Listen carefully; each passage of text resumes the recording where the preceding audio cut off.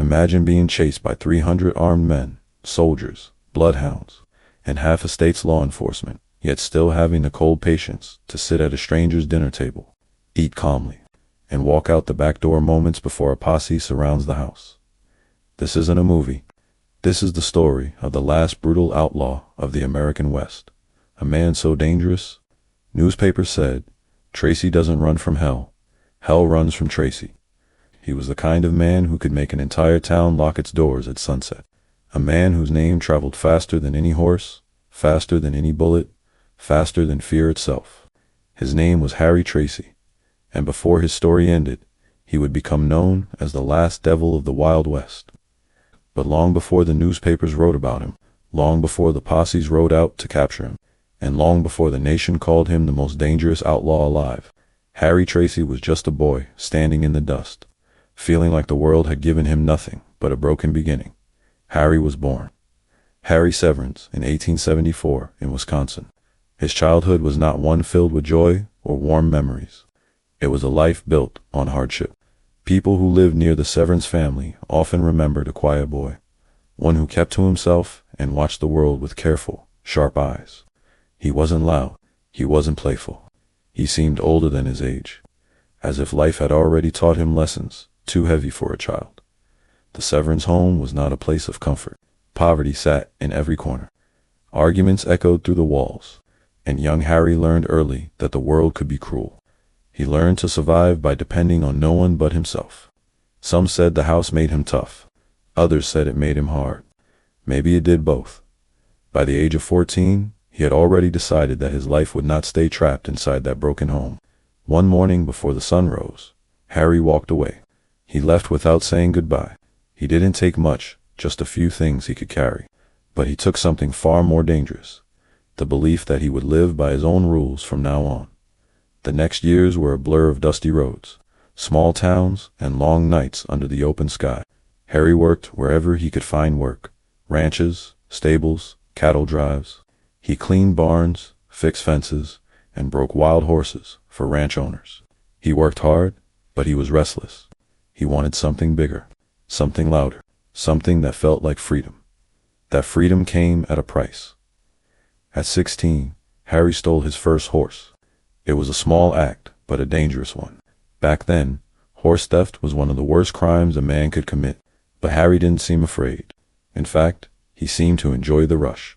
He rode fast, as if the wind itself dared him to go further. As he grew older, the towns changed, but Harry didn't. He moved west, from Wisconsin to Wyoming, from Wyoming to Montana, then down to Utah and Colorado. Everywhere he went, trouble wasn't far behind. Bar fights, gambling disputes, stolen horses, broken laws. It was all becoming normal for him. Gunfights became part of his life too. Harry didn't go looking for fights, but he never backed down from them. People soon learned that he wasn't just quick with a gun, he was calm. To calm when others shook, he stood still. When others missed, he didn't. His reputation grew. Some feared him. Some admired him. Some wanted to ride with him. By the time he reached Montana, Harry had crossed paths with outlaw groups like the Hole in the Wall gang, a rough collection of thieves and gunmen that included dangerous men like Kid Curry. Historians still debate whether Harry fully joined them, but one thing is certain: he rode with outlaws. He lived like an outlaw, and he learned from outlaws. It was during these drifting years that Harry Tracy, the outlaw name he would later use, began to form. He changed from a troubled young man to a deadly one. He became someone people whispered about, a man with dark eyes, fast hands, and no fear of the law. But it wasn't until a night outside a Wyoming saloon that Harry truly earned his place in Western legend. The moon was high, shining over the dusty main street. Cowboys were drinking, laughing, and playing cards when Harry stepped through the swinging doors. Something small started to feed a shove, a rude word, a drunken challenge, but what happened next spread across the West like wildfire. In a matter of seconds, guns were drawn. Shots exploded into the night. Men dove for cover. But Harry didn't move. He didn't shout. He didn't panic. He lifted his gun with a cold, steady calm and fired with deadly accuracy. Witnesses later said it was like watching a man who had practiced this moment his whole life. When the smoke cleared, Harry walked away with a slight grin. Untouched, unshaken. From that night on, people didn't call him that Severn's boy. They called him Harry Tracy, a name that carried danger. Word spread from saloon to saloon, from ranch to ranch, from one end of the frontier to the other. And with every story told, Harry became bigger, bolder, more feared. He was no longer just a drifter. He was becoming a legend. A dangerous, restless storm moving across the West. But every storm eventually meets something bigger. And for Harry Tracy, that something was waiting in Oregon, a place where his outlaw life would explode into violence. Escape and history's greatest manhunt. His journey had only begun, and the world had no idea the darkness he was about to unleash. As Harry Tracy moved deeper into the American West, his life grew wilder, louder, and more dangerous. He no longer lived like a young man searching for work. He lived like a man chasing something he could not name, something dark and hungry. The land shaped him, the people shaped him, and every bad decision pushed him further down a path he would never turn back from. By the early 1890s, Harry had become a familiar face in outlaw circles. He drifted from one camp to another, moving with groups of gamblers, thieves, and gunfighters. These were men who trusted no one, feared nothing, and lived each day as if tomorrow didn't exist. Harry fit right in, but there was one thing that made him different. He didn't need a gang to survive. He preferred moving alone. Still, riding with other outlaws taught him the skills he would one day use to terrify the entire Pacific Northwest. He learned how to hide trails in rocky ground, how to shoot in darkness, how to track enemies, and how to vanish before posses could organize. These men were teachers, even if they didn't realize it. Harry wasn't the loudest in the group. He didn't brag. He didn't boast. Instead, he watched, listened, and remembered. Those who met him often said the same thing. He had quiet eyes, but the kind of quiet that made you step back. The frontier was full of saloons, card tables, and tempers that snapped quicker than gun hammers. Harry spent many nights in these places, drinking whiskey, playing cards, and waiting for trouble to find him, and it did. One night in a dusty Montana town, a large cowboy accused Harry of cheating at cards. The room went silent. Everyone knew Harry's temper. Everyone knew the cowboy's temper. It was like watching a match roll toward a trail of gunpowder. The cowboy stood up, slammed his hand on the table, and cursed Harry out loud. Harry didn't move. He simply stared, calm as a frozen river. The cowboy reached for his pistol. Harry moved faster. A single shot echoed through the room. The cowboy hit the floor. Harry holstered his gun. He didn't apologize. He didn't run. He simply walked out into the night as if nothing unusual had happened. Witnesses shook their heads and whispered, "That man, he ain't afraid of anything." Stories like this followed Harry wherever he went. Some people exaggerated them, but many were true. He really was that fast. He really was that calm. And the more stories that spread, the more lawmen began to notice him. Lawmen did not like outlaws who were calm. Calm meant dangerous. Calm meant smart. Calm meant deadly. By the time Harry reached Utah and Colorado, sheriffs in several states had already posted notices with his name on them. Some were small, some were large. All warned that Harry was armed, violent, and unpredictable. Harry's reaction? He laughed. He thought the wanted posters were almost flattering. To him, every poster meant he was becoming someone bigger, someone feared. But fear is a two-edged knife. It cuts both ways. And that knife was slowly carving Harry into something even darker. He started robbing with more confidence. Sometimes boldly walking into stores and demanding money. He robbed ranches, chicken houses, supply wagons, anything worth selling. He didn't always steal for survival. Sometimes he stole simply because he could. In one small Colorado town, Harry stole a prized horse from a wealthy ranch owner. Instead of hiding the horse, he rode it straight through the town in broad daylight. When someone asked if it was stolen, he grinned and said, "If you have to ask, you already know." But even a bold man cannot outrun trouble forever. Harry's boldness eventually caught up to him when he was involved in a robbery that turned violent. Shots were fired, and a deputy was wounded. This time, the law wouldn't look the other way. He ran north, riding long miles through rough terrain. The mountains were steep, the nights freezing, the days harsh. But Harry seemed to thrive in this environment. The harder life became, the harder he became. But trouble followed him like a shadow. He was captured more than once, arrested for fights, thefts, and gunplay. Sometimes he escaped. Sometimes he talked his way out. Sometimes he flat out refused to be tied down and fought his way free. He became known as a slippery man, one who could not be held, not even in iron cuffs. And then came the event that changed everything. After one particularly violent crime, Harry found himself in Oregon, locked inside the Oregon State Penitentiary. He was no longer in dusty frontier jails. He was inside thick stone walls built to hold the worst of the worst. Inside the prison, Harry met a man who would shape the next part of his life, David Merrill. Merrill was tough, angry, and almost as dangerous as Harry. The two men understood each other. They spoke little, but when they did, it was usually about escapable, breaking out, running free, and living wild once again. Together, they planned. Together, they waited. Together, they watched for weakness. Harry felt the old hunger growing again, the hunger for freedom, danger, and open skies. The guards believed they had contained a criminal. They were wrong. They had trapped a wolf ready to tear open the cage. And when the day came, Harry Tracy would explode out of that prison in a storm of gunfire and violence that would make him a legend. His transformation into the most feared outlaw in the Northwest was about to begin. Inside the Oregon State Penitentiary, life moved slowly. The days were long, the nights were cold, and the stone walls seemed to swallow any hope a man might have left. But Harry Tracy was not like other prisoners. He didn't break. He didn't bend. He didn't fear the walls. He studied them. From the moment he stepped through the prison gates, Harry felt a familiar fire wake inside him. It was the same fire he felt when he stole his first horse. The same fire he felt when he walked away from a gunfight unharmed. The same fire that told him he was born to be free. No guard, no cell, no chain could extinguish it. Harry was sentenced on charges related to robbery and gunplay. But the prison officials quickly learned they had captured more than an ordinary outlaw. They had captured a man who never planned to stay. At first, Harry behaved. He worked in the prison workshop. He followed orders. He didn't cause trouble. This fooled many guards. They called him quiet, cooperative, maybe even changed.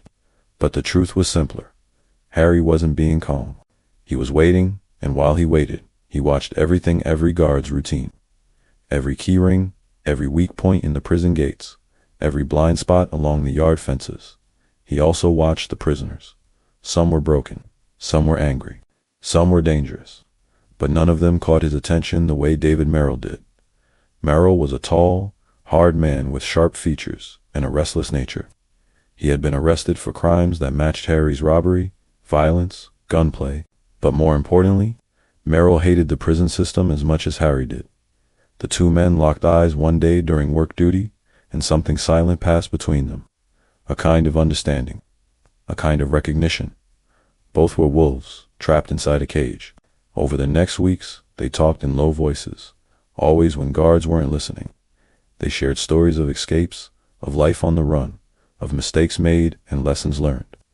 They weren't friends, not in the normal sense. Outlaws rarely had true friends. But they were allies, and in a place like that, an ally was worth gold. Soon, an escape plan began to take shape. It was dangerous. It was bold. It would require perfect timing and absolute trust. But Harry believed it could work. He had seen weaknesses in the prison's security. He knew the workshop housed the tools that could be turned into weapons. He knew which guards were careless and which ones were predictable. And he knew that if he and Merrill acted fast, they could break out before anyone understood what was happening. Yet even with this plan forming in his mind, Harry never rushed. He waited with the patience of a hunter. Every day that passed, he learned something new. Every hour, he sharpened the details. The guards had no idea. To them, Harry was just another inmate with a troubled past. Some even relaxed around him, thinking he had softened.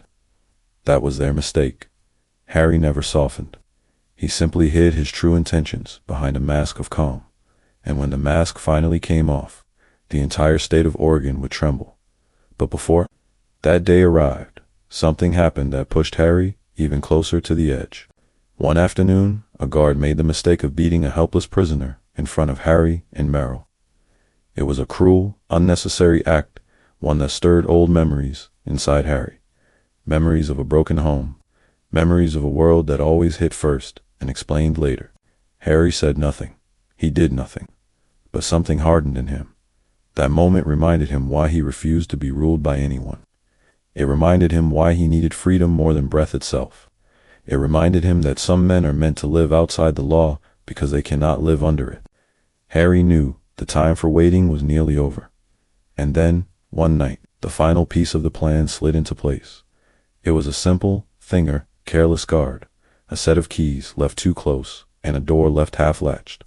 But simple things can change everything. Harry noticed it at once. So did Merrill. They exchanged a single look, a look that said, "It's time." They moved quickly in the days that followed, gathering tools, cutting metal, sharpening makeshift weapons, and preparing their minds for what was coming. It wasn't only an escape they were planning. It was a breakout so explosive, so violent, and so unforgettable that the entire Northwest would talk about it for decades. Rumors spread among inmates. Something big was coming, something dangerous, but no one dared speak Harry's name out loud. He had become an almost mythical figure among the prisoners, the quiet man with the sharp eyes, who waited like a storm, gathering strength, and Harry felt like a storm. He felt the pressure building inside him, pushing against the walls of the prison, demanding release. He felt the hunger for freedom clawing at him, louder and louder each day. He felt the old outlaw spirit rising inside him, wild, untamed, unstoppable. Soon, the guards would see the real Harry Tracy. Soon, the world would learn what it meant to lock a wolf in a cage. And when that cage finally broke, the bloodiest prison escape the region had ever seen would begin. Harry didn't know it yet, but he was about to step into history, a history written with gunfire, fear, and the footsteps of a man who refused to live behind bars. The morning of June 9, 1902, began like any other inside the Oregon State Penitentiary. The guards walked their usual routes. Prisoners lined up for food. The workshop buzzed with the sounds of tools striking metal. No one knew that by afternoon, the prison would be drowning in gunfire. No one imagined that two inmates were preparing to turn an ordinary day into the deadliest escape the prison had ever witnessed. But Harry Tracy knew, and David Merrill knew, because for them, this was the day everything would change. Inside the workshop, the air felt different. It felt heavier, sharper. Some prisoners whispered that Tracy seemed even quieter than usual. He barely spoke, barely blinked. He moved with a cold purpose, as if every step he took was part of a plan he had already lived through in his mind. Merrill was tense too. His hands trembled slightly, not from fear, but from excitement. He had spent months dreaming of freedom, months feeling the weight of prison walls closing in around him. Today, the weight didn't matter. Today, he would break those walls apart. The escape began with one simple action. Harry seized an opportunity. A guard turned away for only a second, just long enough for Harry to slip behind him. The guard barely had time to understand what was happening before Harry struck. The blow was fast, cold, and silent. The guard fell. His keys clattered to the floor. Merrill picked them up with shaking hands. The sound of the keys ringing against the stone floor echoed far too loudly. It was a tiny sound, almost nothing. But to Harry and Merrill, it was the sound of fate unlocking. They moved quickly, too quickly for anyone to stop them. With the keys, they opened a storage locker and grabbed weapons to rifles and a revolver. In seconds, the quiet workshop turned into a battlefield. A guard shouted. Another ran for help. Harry fired the first shot. It cracked through the workshop like lightning. The guard collapsed before he even knew he had been hit. Prisoners screamed, ducking for cover, running for the corners. Some cried out, begging the guards to stop the gunfire. Others cheered in secret, thrilled by the chaos, but no one cheered louder than fear. The sound of the gunshot reached the yard. Within moments, the alarms rang across the entire penitentiary. Whistles screamed. Boots thundered against the ground. But Harry and Merrill didn't panic. They did not freeze. They kept moving. Every second counted now. Merrill covered the door while Harry charged forward, firing at guards rushing into the workshop. His aim was deadly. His face was calm. He shot, with the frightening accuracy that had made him a legend on the frontier. One guard after another fell. The prison officers had never seen an inmate fight with such skill, such confidence, such cold precision. It was as if Harry had been waiting his whole life for this exact moment. Finally, the workshop door burst open. Harry and Merrill sprinted out, ducking behind walls, firing as they moved. The prison yard erupted in shouting as guards scrambled to respond. But Harry wasn't thinking about them. He was thinking about the gate. Freedom waited beyond it, and he was going to reach it no matter the price. A guard tried to block the path. Harry fired. Another guard stepped forward, weapon raised. Merrill shot him before Harry had the chance. The escape was building speed, building heat, building blood. Every bullet was a message. Every gunshot was a declaration. Harry Tracy would not die in a cage. Prisoners watched the chaos from behind bars, gripping the iron with white knuckles.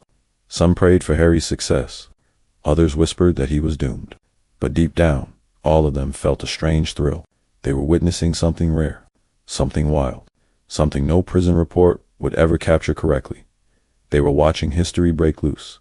Harry and Merrill reached the yard wall. A guard stepped forward, rifle aimed at Harry's chest. But Harry's hands were faster. The guard fell with a shout. The rifle clattered away. The gate was close now, just a few more yards. Just a few more bullets. Just a little more blood. Then came the final obstacle. 2 guards stood firm at the gate. They were brave men, determined to stop the escape. They shouted for Harry and Merrill to surrender. They raised their weapons. Harry did not hesitate.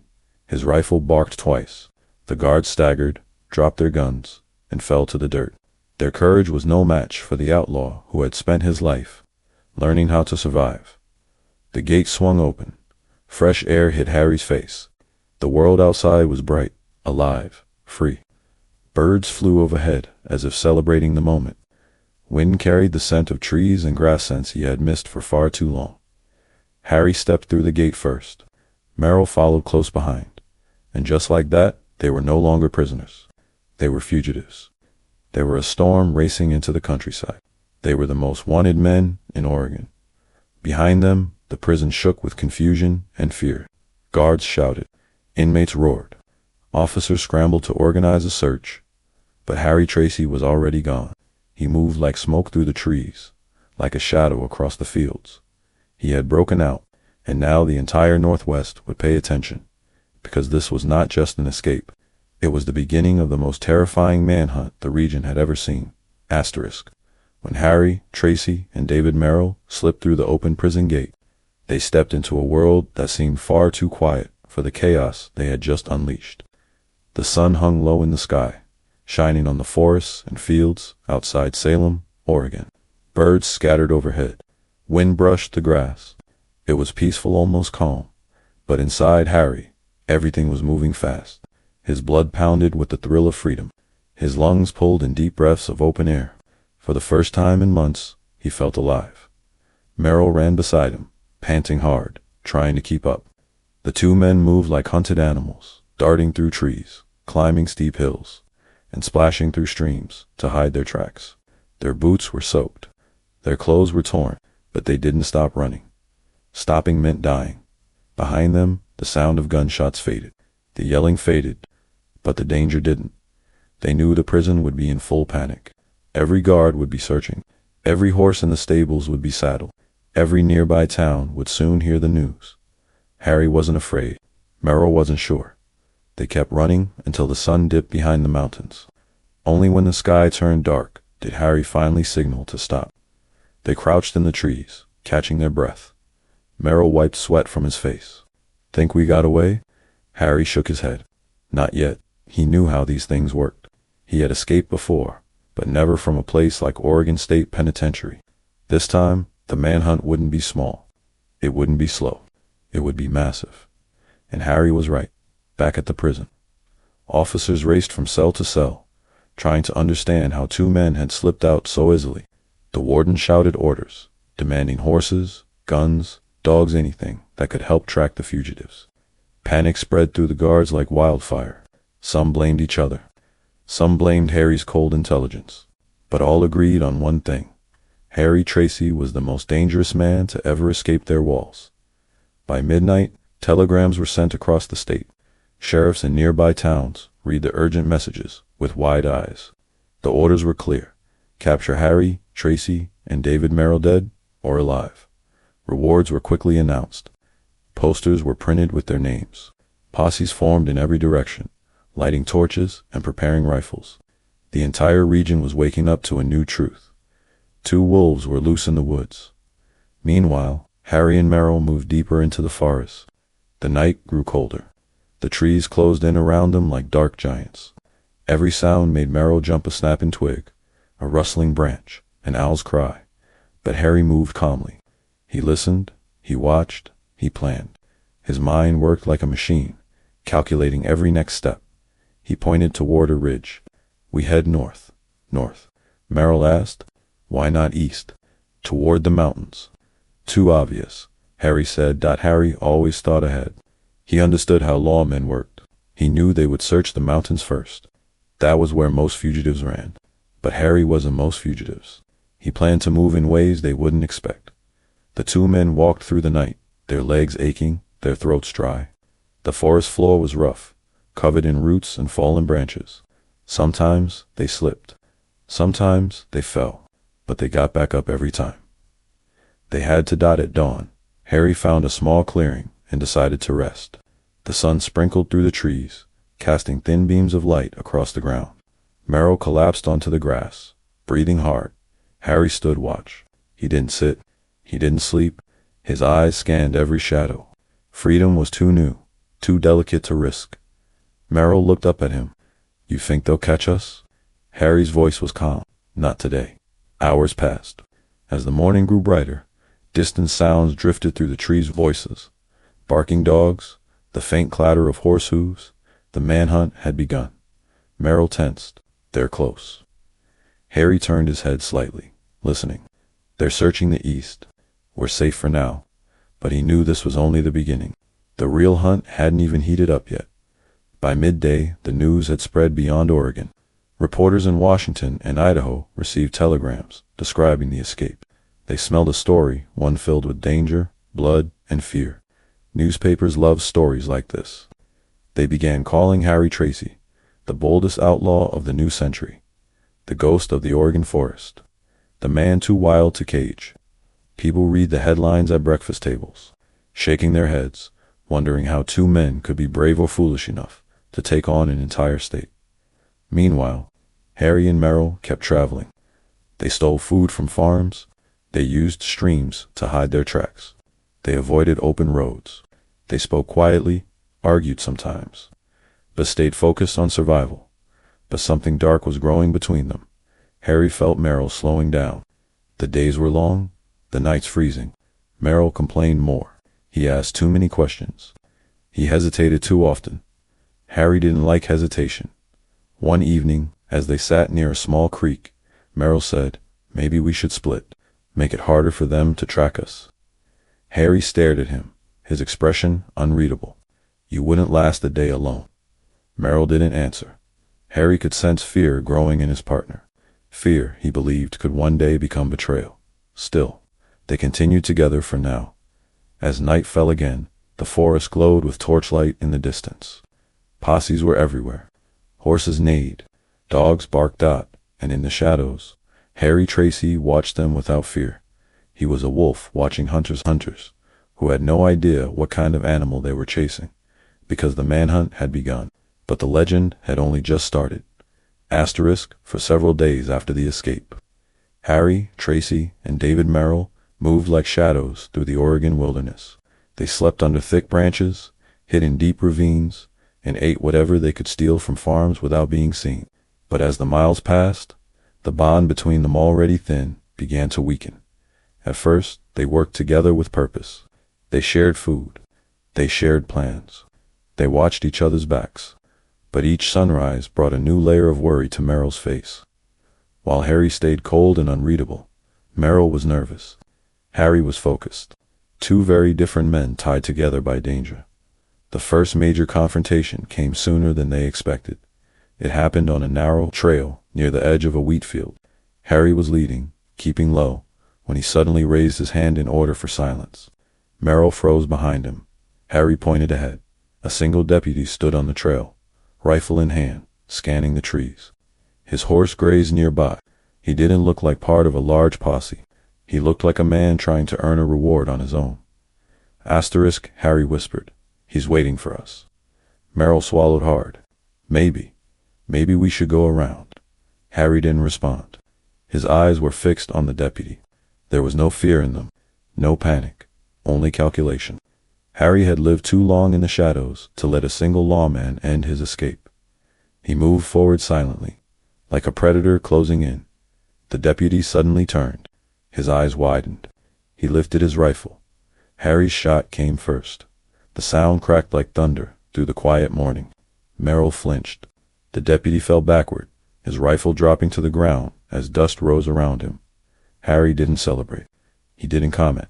He simply walked past the fallen man and took his ammunition. Merrill stared at the body, breathing fast. "We're in deeper now," he whispered. "Killing lawmen. They'll never stop hunting us." Harry didn't look at him. They were never going to stop. That moment changed something between them. Merrill began to see Harry not as a partner, but as a force cold, unstoppable, and willing to kill without hesitation. Merrill wondered if he could keep up, if he could match Harry's calm ruthlessness. Asterisk, Harry could sense the doubt growing in Merrill, and doubt was dangerous. As the two men continued north, the forest thinned, opening into wide valleys and rolling hills. The land offered less cover. The manhunt grew louder. Bells rang in distant towns. Gunshots, sometimes echoed far away as posses, searched every hill and ravine. One night, they saw torches glowing like fireflies across the valley. Hundreds of men were out there, deputies, farmers, soldiers. The reward posters promised large sums, and greed added more hunters than justice ever could. Merrill watched the torches nervously. "There are too many," he whispered. "We won't outrun them forever." Harry didn't answer. He sat sharpening his knife, the metal scraping softly in the darkness. He finally spoke, then stopped thinking about forever. "Think about tonight." Merrill fell silent. Hours later, the cold drove them to search for shelter. They found an abandoned cabin near the edge of a clearing. The windows were broken, the roof sagging, and the door hung crooked on rusted hinges. But it was shelter, and they needed that dot inside. Harry started a small fire. Merrill paced back and forth, jumping at every sound outside. Crickets chirped. Wind blew through the cracks. To Merrill, every noise sounded like footsteps. Harry watched him. "You're too loud," he said. "You're thinking too much." Merrill stopped. "We shouldn't have shot that deputy." Harry set down the knife. "We did what we had to do." "You did," Merrill said quietly. "I didn't." Harry's eyes narrowed. For a moment, the air between them felt sharp. Merrill looked away, realizing he had said too much. But the argument would not fade. It stayed between them like smoke did at first, then thicker with every mile they traveled. The next day, their luck shifted again. They crossed paths with another small posse, this one larger than the deputy they had met before. 5 men on horseback rode toward them, rifles ready. Harry saw them first.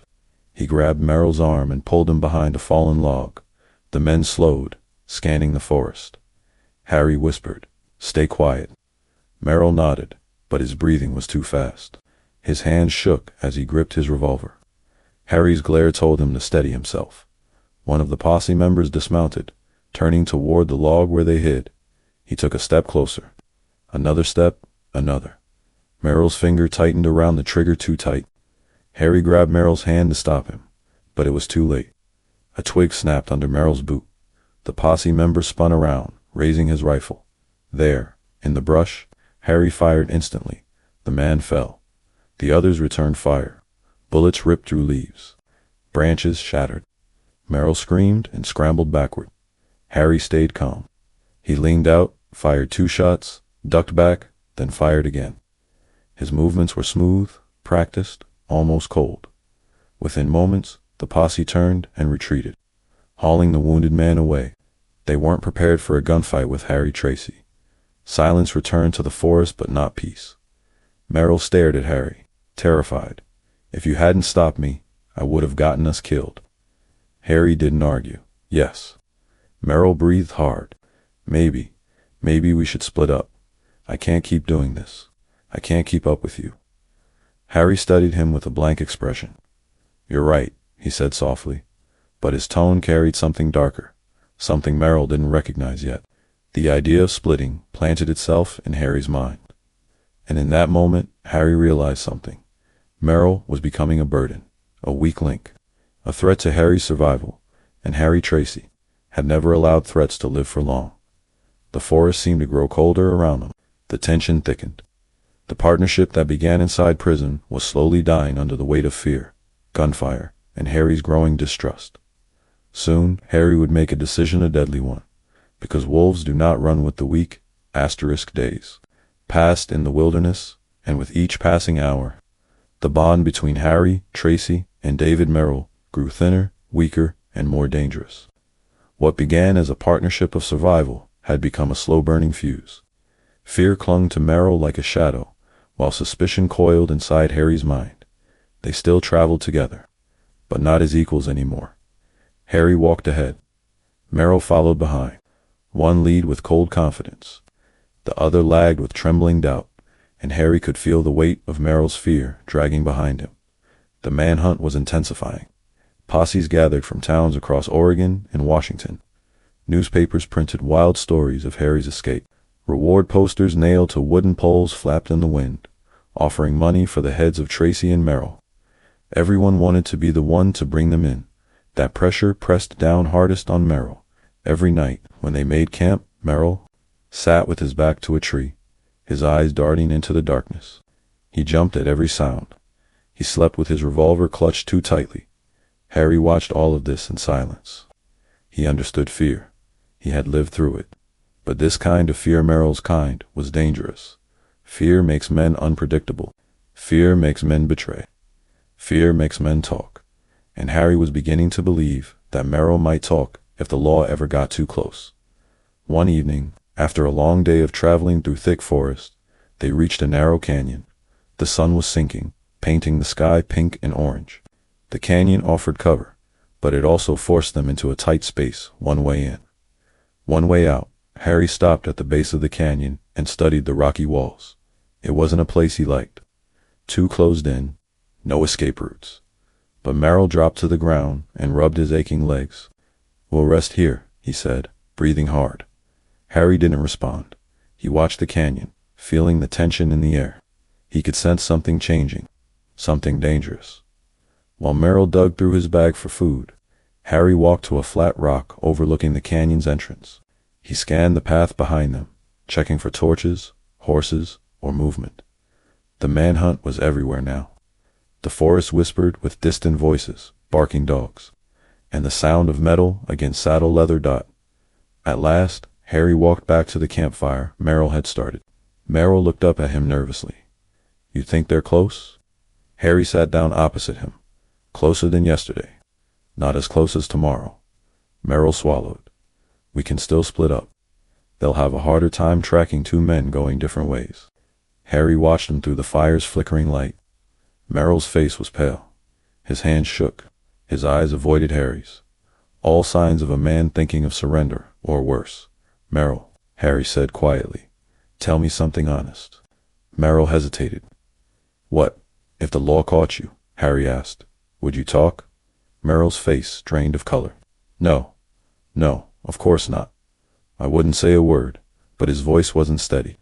His eyes flicked away. He couldn't even convince himself. Harry leaned forward slightly. You sure? Merrill forced a smile then, nervous, unconvincing. Harry, you and we're in this together. I wouldn't betray you. But Harry had lived too long, seen too much, and survived too many lies. He knew the truth when he heard it, and he knew a lie even better. Merrill was lying. The fire crackled between them. The canyon grew darker. The shadows stretched across the ground like cold fingers. A silent understanding settled over Harry. Merrill would not make it out of the canyon alive. Later that night, while Merrill slept lightly with his revolver held against his chest, Harry stayed awake. He leaned against a tree, sharpening his knife, watching the moon rise over the cliffs. His mind was calm. his breathing steady. People always believed that killers acted out of rage, but Harry knew better. The most dangerous decisions were made in silence, with clear thought and steady hands. Near midnight, Merrill jolted awake. "Did you hear that?" he whispered. Harry shook his head. "Just the wind." But Merrill didn't settle. He looked around, sweating. "They're coming, Harry. I know they're coming. We need to move." Harry stood up slowly. "We will." Merrill gathered his things quickly, stumbling in the darkness. His fear filled the canyon like smoke. And Harry had had enough. As Merrill turned to pick up his rifle, Harry quietly reached for his own. "Merrill," Harry said softly. Merrill stopped. "Yeah, you were right." Merrill looked confused. "Right about what?" "About splitting up." Merrill let out a shaky sigh of relief. "Yeah, maybe that's best for both of us." Harry nodded once. A single shot echoed through the canyon. Merrill dropped his rifle and fell to his knees, shock written across his face. He tried to speak, but only a thin gasp escaped. He collapsed onto his back, staring up at the moon. Harry walked over and looked down at him. Merrill's lips trembled. He raised a hand weakly, as if asking for help. But Harry simply took the revolver from Merrill's fingers and stepped back. It had to be done. Fear had made Merrill dangerous. Silence would keep Harry alive. As the night wind swept through the canyon, Harry covered Merrill's body with a thin layer of rocks, not out of kindness, but to delay scavengers and keep the smell from attracting animals. He stood there for a moment, staring down at the pile of stones. Then he turned and walked away. He did not look back. Harry Tracy was alone now, truly alone, and he preferred it that way. The manhunt would only grow fiercer, the law would only grow angrier, but Harry didn't care. A lone wolf is hardest to catch. And now, that wolf was free. When Harry Tracy walked out of the canyon alone, leaving David Merrill buried beneath a pile of stones, he stepped into a new chapter of his escape. He was no longer part of a duo. He was a one-man storm moving across the Northwest. And now, every bullet fired, every lawman killed, every headline printed would be tied to his name alone. The morning after Merrill's death, Harry followed a creek north, walking with steady steps, as if nothing heavy pulled at his conscience. He did not slow down. He did not regret his decision. Harry saw the world in simple lines. A threat must be removed. Merrill had become a threat. Now, the only danger left was the hundreds of men searching for him. By this time, the manhunt had grown massive. Counties across Oregon and Washington had formed posses. The National Guard was alerted. Bloodhounds were brought in. Ranchers joined the chase, some hoping for the reward money, others eager to defend their land. Every town received warning notices. Telegraphs screamed the same message. Harry Tracy is armed and extremely dangerous. People locked their doors. Fathers kept rifles close. Mothers tucked children into bed with whispered prayers. Everyone knew the outlaw was out there somewhere, moving fast, moving smart, and killing without hesitation. But then something strange began to happen. Harry Tracy, the killer, Harry Tracy, the outlaw, started acting like something else. A gentleman. The first family to witness this was the Johnson family, who lived in a small farmhouse at the edge of a wheat field. Harry approached their home at dusk. The family saw him from the window and panicked. Mr. Johnson grabbed a rifle. His wife pulled the children behind her. Harry knocked on the doorknob with violence, but with quiet patience. "Put the gun down," he said through the wood. "I'm not here to harm you." His voice was calm, almost polite. Mr. Johnson hesitated, then slowly opened the door. Harry stood there, dusty, tired, armed but relaxed. He removed his hat. "I need food," he said, "and a place to rest for an hour. You help me, and you won't be harmed." Mrs. Johnson trembled. The children stared at him with wide eyes. Harry stepped inside, nodding politely. He didn't shout. He didn't threaten. Instead, he thanked them for their help. He played with the children's dog. He ate supper at their table. When he finished eating, he placed a few dollars on the table, far more than the food was worth. Then he stood up, tipped his hat, and said, "You've been kind. Don't follow me." He slipped into the night before the posses arrived. When the lawmen reached the farmhouse, breathless and ready for a fight, the Johnsons were in shock. He was polite. They told the officers, Calm. He even thanked us. The officers looked at each other in disbelief. Polite, calm, thankful. This was the same man killing deputies in the woods. The story spread quickly. Newspapers printed dramatic headlines. The gentleman outlaw strikes again. Tracy eats dinner while posses hunt him. Dangerous but polite. The strangest fugitive in the West. Harry continued this strange pattern over and over. He would enter a farmhouse, ask for food or shelter, never hurt the families, and leave before daylight. He always paid. He always spoke gently. He always thanked them. But when lawmen came, when armed officers tried to arrest him, when posses cornered him, there was nothing gentle about Harry Tracy then. One afternoon, a group of deputies tracked him to a small hill near a cluster of pine trees. They thought they had him trapped. They thought they finally had the shot that would end the long chase. But Harry spotted them first. He dropped flat, slid behind a fallen tree, and fired quickly, precisely. 2 deputies fell instantly. A third ran for cover. Harry moved like a shadow, silent, smart, deadly. When the shooting stopped, the deputies were defeated, and Harry walked away without a scratch. This became the pattern of his journey. Kind to civilians, cold to lawmen, lethal to anyone trying to take him alive. He wasn't just fighting to escape. He was fighting to prove he could not be caught. The forests, fields, and mountains became his battlefield. He moved through them like he knew every path. Some said it was like he could smell danger. Others said he was simply born to outrun men.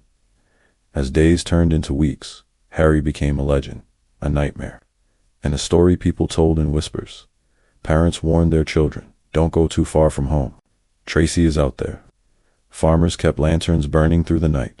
Young men bragged they would be the ones to catch him, then stayed indoors after dark.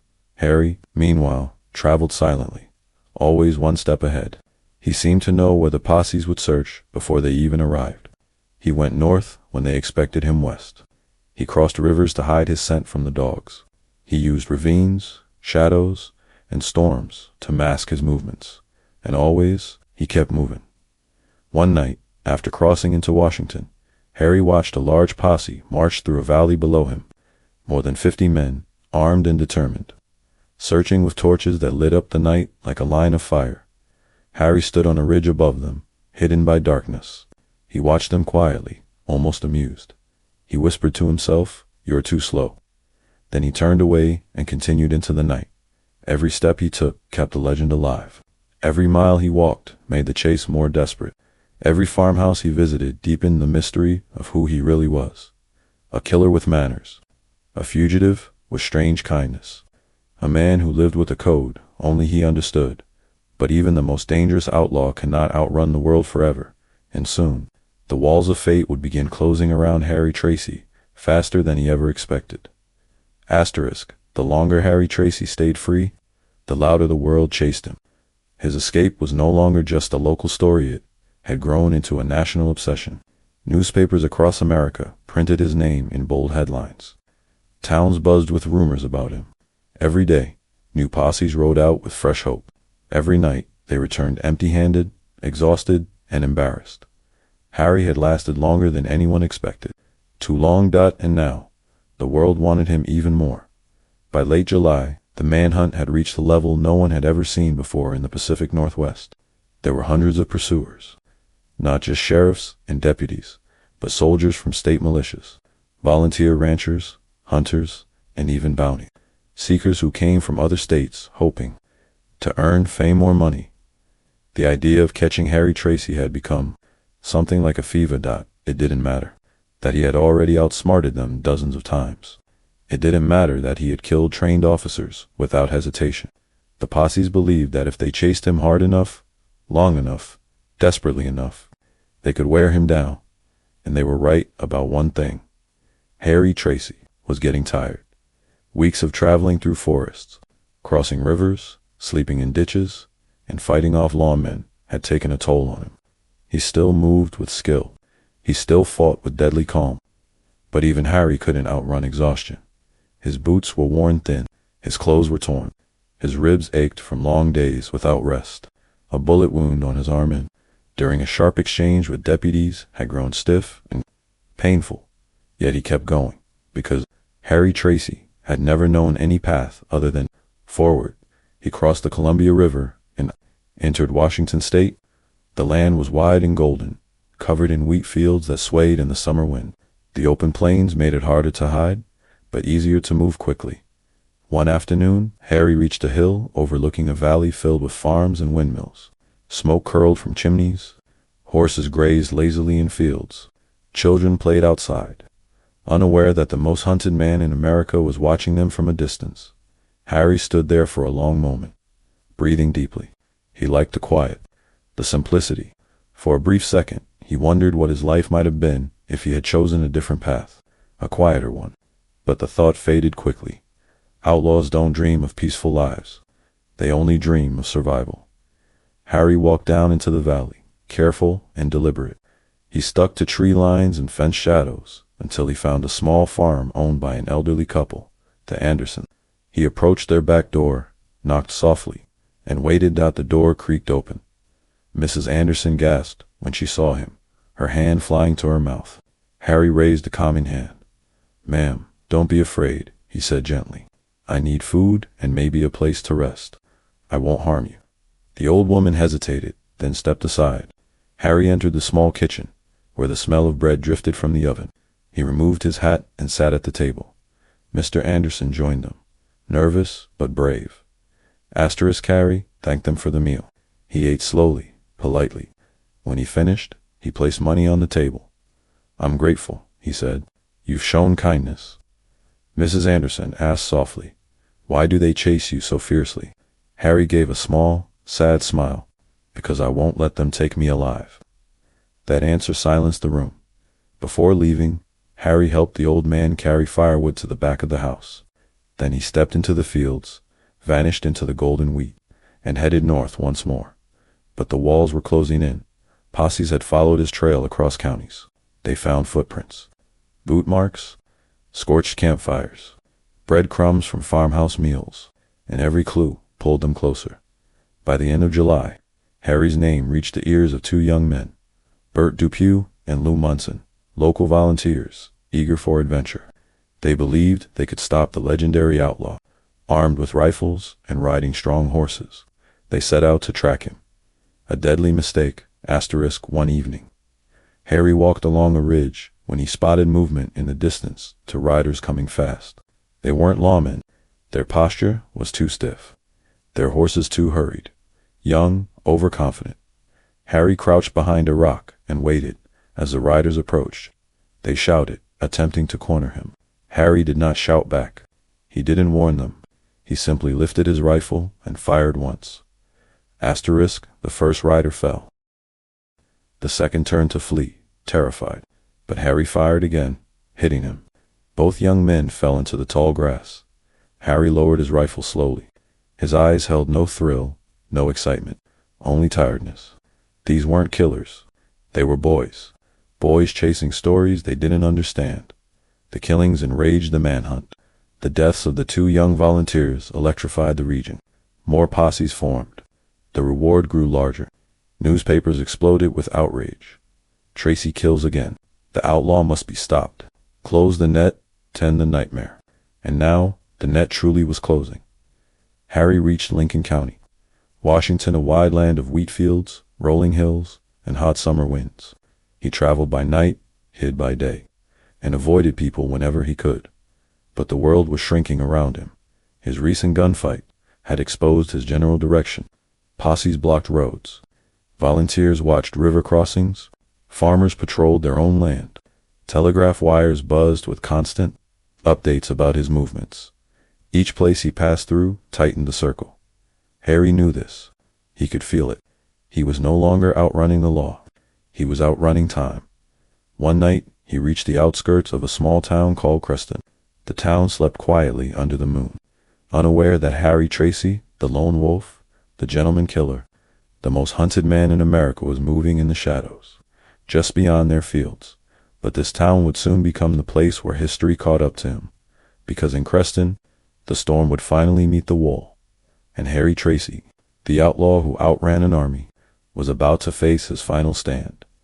By the time Harry Tracy reached the outskirts of Creston, Washington, He was running on the last of his strength. The summer sun beat down on the wheat fields, turning them golden and endless. The wind blew gently, but Harry felt none of it. His body was tired, wounded, and worn. Weeks of running, fighting, hiding, and surviving had pushed him to the very edge. But even now at the end, Harry Tracy refused to move like a defeated man. He walked with the same steady stride. He carried his rifle with the same confidence. He scanned the horizon with the same sharp instinct that had kept him alive longer than anyone believed possible. Still, something inside him sensed the truth. This journey was almost over. As Harry moved through the wheat fields near Creston, he spotted a small farmhouse in the distance. The sun was high, the air dry, and the world strangely quiet. The Kraft family lived their simple people who had no idea the most wanted man in America was approaching their land. Harry reached the farmhouse just as the family finished breakfast. He stepped onto the porch and knocked lightly. Mrs. Kraft opened the door and gasped when she recognized him. From the newspapers, Harry raised a calm hand. "I don't want trouble," he said softly. "I just need a place to rest." Mr. Kraft hesitated, torn between fear and the desire to protect his family. Harry noticed this and added, "I won't harm you. I give you my word." After a long pause, Mr. Kraft allowed him inside. Harry removed his hat and sat at the kitchen table. The family watched him carefully. Despite his dangerous reputation, Harry remained polite. He asked for water. He thanked them for a small meal. He even complimented their home. But beneath his calm voice, there was something different, something tired. His eyes carried the weight of weeks spent outrunning death. His breathing was slow and heavy. His arm still throbbed from the bullet wound he'd taken days earlier. Mrs. Kraft whispered, "Are you hurt?" Harry nodded. "More than I'll admit." She wanted to help him, but she also knew harboring him put her family at risk. Outside, dogs barked in the distance. Horses trotted along unseen roads. Posses were not far behind. Harry stood and thanked them again. "I won't stay long," he said. "You've been kind." He stepped outside and walked into the wheat fields, disappearing into the golden waves. It didn't take long for someone to notice. A local farmer spotted a lone figure in the fields, someone matching Harry Tracy's description. He rushed into town to alert the authorities. Within minutes, telegraph lines buzzed. The word spread like fire. Tracy is in Creston. Suddenly, the quiet village transformed into a war zone. Men grabbed rifles. Horses were saddled. Posses formed quickly. Even untrained volunteers rushed to join the hunt. Harry, still unaware he'd been spotted, found a small grove of trees where he could rest. For the first time in days, he lay down. He closed his eyes. His body felt heavy, sinking into the grass. But the peace didn't last. Distant shouting snapped him awake. He heard horses. He heard boots trampling the wheat. He heard the sound of men moving with urgency. Harry stood quickly. He grabbed his rifle and scanned the fields. Shadows moved in the distance. Dozens of them, maybe more. The walls of fate were closing. Harry ducked low and moved through the wheat toward a hill. His breath hitched. The wound in his arm pulsed painfully with every step. His legs felt weak, but he refused to stop. He refused to surrender. At the top of the hill, he spotted a barn belonging to the Crafts. He moved toward it quickly, slipping inside just as riders neared inside the barn. The air was warm and dusty. The smell of hay filled the space. Harry crouched behind a stack of crates, gripping his rifle tightly. The posse arrived moments later. Dozens of men surrounded the barn, rifles raised. They shouted demands for Harry to come out. Some were eager, some were terrified, but all of them knew they were facing a legend. Harry didn't shout back. He stayed silent.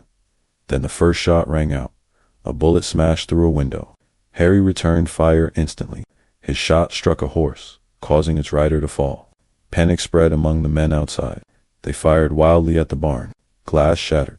Wood splintered. Dust filled the air like smoke. Harry moved to a new position, firing with deadly precision. For a moment, it felt like every gunfight he had ever survived. Calm, calculated, focused, but something was different this time. His body wasn't responding the way it once did. His aim wavered. His breathing hurt. His vision blurred around the edges. He felt the exhaustion of weeks spent outrunning an army, Then a bullet ripped into his leg. Harry gasped and dropped to one knee. Blood soaked his pants.